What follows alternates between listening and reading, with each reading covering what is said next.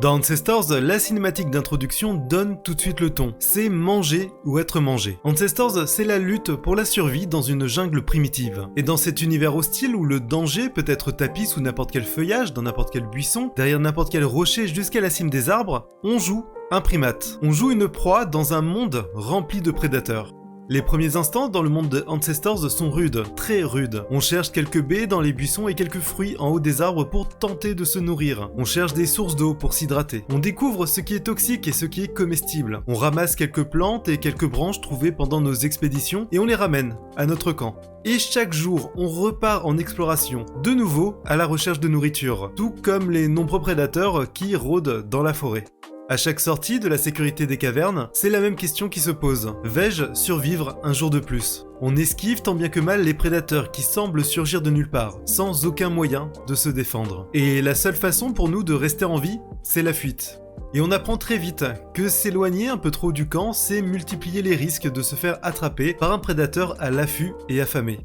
Mais de jour en jour, de survie en découverte, on apprend à reconnaître le monde qui nous entoure et qui entoure notre camp. Les falaises deviennent familières à force de nous sauver des prédateurs, et on commence à expérimenter, à altérer les plantes, la nourriture, les pierres et un peu tout ce que l'on trouve. Et très vite, on découvre qu'on peut enlever les brindilles d'une branche pour en faire un bâton facile à manier. On découvre qu'avec une pierre, on peut le tailler en pointe et en faire un pic. Et on fabrique, par tâtonnement, par expérimentation, notre toute première arme.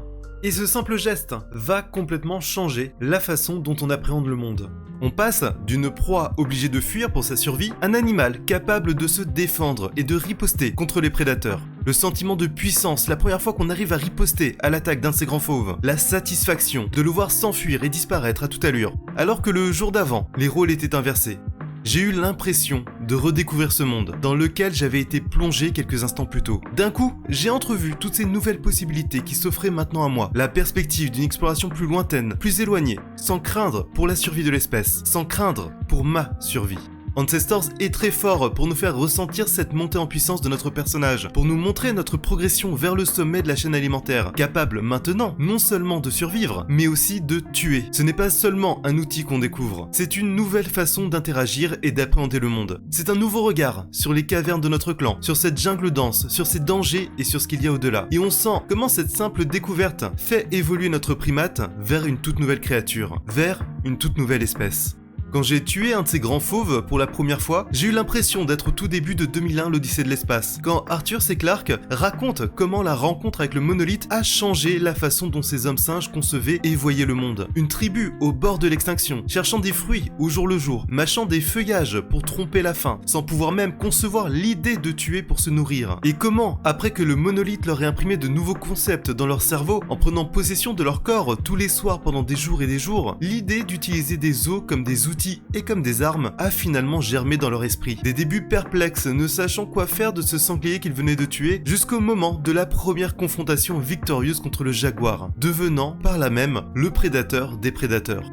Dans Ancestors, nous sommes similaires à ces hommes singes qui apprennent, et le jeu est ce monolithe qui enseigne. Le second sentiment de puissance est arrivé quelques heures plus tard, quand j'ai appris à communiquer plus efficacement avec les autres membres de mon clan, quand je leur ai dit pour la première fois de m'imiter et de me suivre. Je n'étais plus seul face aux prédateurs, nous étions 2, puis très vite 3, 4, 5, et sans m'en rendre compte, c'était une véritable petite armée de primates belliqueux, armée de pieux qui étaient en train de parcourir la forêt et la montagne. Sentiment incroyable de savoir qu'aucun autre animal ne pouvait m'égaler, ne pouvait nous égaler, la force du nombre et la puissance des armes. Le monde de Ancestors s'ouvrait encore une fois devant mes yeux. Et ce monde allait bientôt être conquis par cette nouvelle espèce qui venait de naître.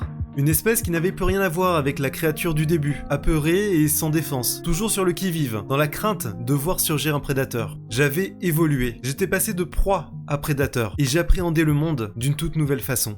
Mais malheureusement, ce sont les 2 seules fois où j'ai eu ce sentiment d'évolution. Ce sont les 2 seules fois où le jeu m'a fait changer ma perception du monde. Et c'est arrivé assez tôt dans le jeu, à peine quelques heures après avoir commencé ma partie. Et toute la suite de l'aventure n'a été que continuité de ce que j'avais déjà connu. La façon de voir et d'interagir avec le monde n'a plus changé, elle a simplement gagné en stats. Des primates plus agiles, plus attentifs, plus forts et plus réactifs. Des armes plus puissantes, plus solides. Des prédateurs et des proies toujours plus fortes et toujours plus grosses. Mais il n'y a plus aucune rupture dans la façon d'appréhender le monde, d'appréhender le jeu. Et même si les cinématiques m'affirmaient que mes primates évoluaient, je n'ai pas eu cette sensation de voir les choses changer, sinon physiquement. Et je suis entré dans une simple routine, presque automatique, presque robotique. Explorer, riposter, tuer et se nourrir. Je n'ai plus cette sensation d'être témoin d'une évolution autant que quand mes primates sont passés de proie à prédateur. Je n'ai plus cette sensation de monter en puissance autant que quand j'ai pu arpenter la jungle avec la moitié de mon clan. J'aurais adoré revivre ce sentiment de renouveau, cette sensation que mes perspectives se multiplient lors des stades d'évolution suivants, montrer que nos primates évoluent et voient le monde légèrement différemment, et pas seulement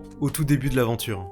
Et ça aurait pu passer par des choses très simples, comme faire apparaître des rituels dans notre clan, faire apparaître des chants et des cris, autrement que pour faire fuir les prédateurs. On aurait pu aussi voir apparaître le deuil, pour ceux qui meurent de vieillesse, ou qui sont tués par un prédateur. Imaginez cette sensation étrange, à voir notre clan, habituellement passif, se mettre en mouvement, et créer pour la première fois un rituel, une célébration, quelque chose. Montrer que le clan devient autre chose qu'un simple rassemblement d'individus, autre chose qu'une simple armée de chasseurs. Introduire des rituels ou de nouvelles structures familiales ou hiérarchiques aurait permis de changer notre rapport au clan, qu'on voit avec le temps simplement comme une réserve de vie supplémentaire, un bonus d'évolution et une force de frappe.